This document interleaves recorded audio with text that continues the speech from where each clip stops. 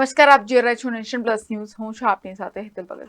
વડોદરામાં ફોરેક્સ ટ્રેડમાં રોકાણના બહાને ફ્રોડ કરનાર વધુ એક આરોપીને સાયબર ક્રાઇમે સુરતથી ઝડપી પાડી વધુ કાર્યવાહી હાથ ધરી છે. વડોદરા શહેરમાં રહેતા કલ્પેશ કુમાર સુથારે ફરિયાદ નોંધાવી હતી કે તેમના સોશિયલ મીડિયા એકાઉન્ટ પર ફોરેક્સમાં ટ્રેડિંગ કરવાનો મેસેજ આવ્યો હતો. ત્યારબાદ તેમના મોબાઈલ નંબર પરથી વોઇસ કોલ આવ્યો હતો, જેમાં સામેવાળાએ પોતાની ઓળખ સુરેશ કુમાર મૌર્ય તરીકે આપી હતી અને જણાવ્યું હતું કે પોતે ફોરેક્સ ટ્રેડિંગનું કામ કરે છે અને જો તેઓ આ સ્કીમમાં રોકાણ કરશો તો તેમને મહિને 40 થી 80% જેટલો નફો મળશે, જેમાંથી 10 રકમ સામેવાળાને ચૂકવવાની રહેશે.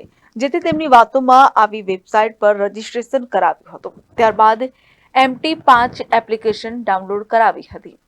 આ વેબસાઇટમાં પ્રોફિટ દેખાડતા હોવાથી મને વિશ્વાસ આવી ગયો હતો અને આંગડિયા મારફત અને ઓનલાઈન મળીને 36.71 લાખ ચૂકવ્યા હતા, જેમાં પ્રોફિટ સાથે ઓનલાઈન 71.85 લાખ બતાવતા હતા. જેથી પ્રોફિટ સાથે રકમ ઉપાડી મને આપવા જણાવ્યું હતું, પરંતુ ઠગ વાયદા બતાવતો હતો.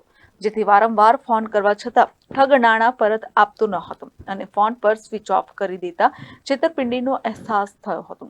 સાયબર ક્રાઇમ પોલીસે તેની ફરિયાદના આધારે અગાઉ એક આરોપીને ઝડપી પાડ્યો હતો, જે બાદ સાયબર ક્રાઇમની ટીમે સુરતથી ઠગ હુનૈન ખાંડાને ધરપકડ કરી વધુ કાર્યવાહી હાથ ધરી છે. Bureau report, Nation Plus News, Vadodara.